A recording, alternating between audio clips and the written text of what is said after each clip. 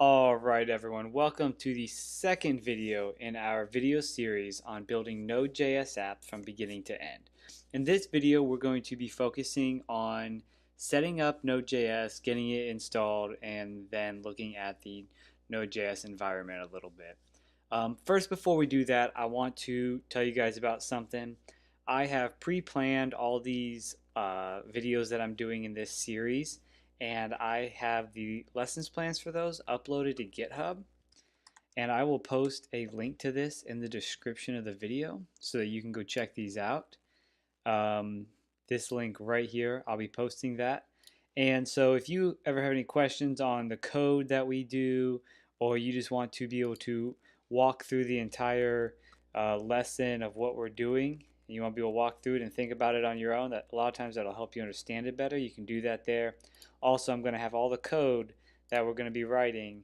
I'm going to have that so you can go check it out if you need to look at it to compare to your code instead of trying to find it in a particular part of the video. So that's there. Now that you know about that, let's get started on what we're doing in this video. So first thing we need to do is we need to download Node.js. So what we're going to do, open your browser. It's nodejs.org. Just going to go there. We're going to hit this downloads tab here. And you're going to want to download the LTS, not the current version. The current version that has a little bit more features and stuff, but the LTS or long-term support version, it's more stable. It's going to be supported. It's going to work, and it'll be perfect for our purposes. So I'm going to download the Mac installer because that is the machine I'm on. If you're on Windows, you can go ahead and download that. You can download the MSI or the zip, and you can decide what bit you need based on what your computer is. Most likely you're going to use the 64-bit MSI version, and Linux, your binaries are right here if you need them. So all right, now that we've got that installed, I got that installed into my downloads, so I'm going to go to my downloads, and I've got it right here, and just going to run through the installer. Continue. Yep, read all of it. Sure I did. Okay, continue. Once you got all that done, you're just going to hit install right here. I'm not going to hit it because I don't need it. I already have Node.js installed, but just go ahead and hit that. It'll install it for you. Once you have all that done, we're going to go into our terminal or whatever your command line is. And once you have your terminal open, you're just going to run node version. Go ahead and run that. If you see a version number right here, congratulations, you have Node installed successfully. Pretty easy, pretty simple, straightforward. There you go. Now, if you got something other than that, the install might not have worked, or maybe this right here, Node, was not added to your system path, so you're going to need to do that. And they explain how to do that if you need help with that. And if you need help, go ahead and leave a comment, and I will try to help you out.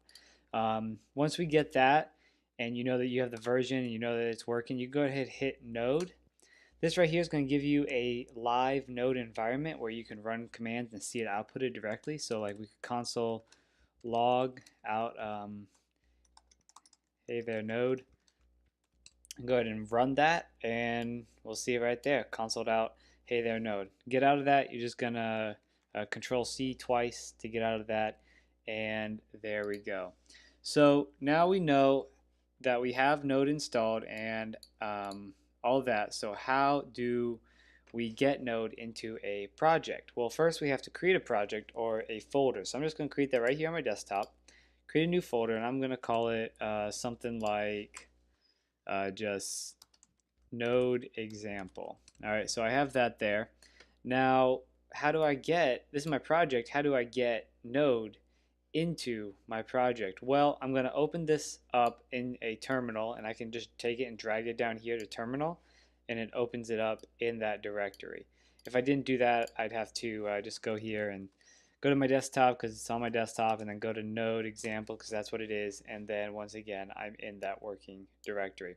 Once you're in that working directory, you're just going to do npm init, and then you're going to add this little flag right here, yes, and that's just going to accept all the defaults because we want all the defaults. If you didn't do that, you'd have to go through and accept or change each option where it'll for the file it's about to create, but we're just going to initialize the npm packages into our project to set up Node, and we're going to accept all the defaults with yes. So I'm going to run that. And these are all those options with the defaults that it just accepted for us, which is nice and convenient. We're going to go through all these in detail so you can see what all they are. So we're going to do that now. I'm going to open this entire folder in a text editor. I like to use VS Code, and for me that gets run by just saying code dot just opens up everything in this folder, and right now everything that's in that folder is just a package.json. So what is this package.json file? Well, this is the rule manager basically for your project. This has stuff like what version you're using, what your description of your project is, any scripts that you're going to be running, what it's called, just some information about your project, some metadata about your project. So let's go through each of these. So name, right here we have node example. Most times that's going to be exactly the same as your, right here, node example, your project name. Your folder name is going to be the same as your project name in package.json right here. Your version number, that's the version you're running on. And if you hover over any of these, you know, right here it says the name of the package when it pops up. This is a VS Code thing at least where it tells me what these are. And so this is the version of npm node, whatever that you're running. Description, that is your description of your video, or sorry, not of your video, of your project. And right here it says as it's listed in npm search. Mostly this is used for people who are creating packages for npm itself and want to have a description of their package, so we don't have to worry about that. Main, that's the entry point right there. You can see it says your entry point into your program. That's how Node knows which file to run as the entry point for your program. Your scripts right here, these are going to be the scripts you can run on your project. So we'll be creating a run script that'll run our whole project for us.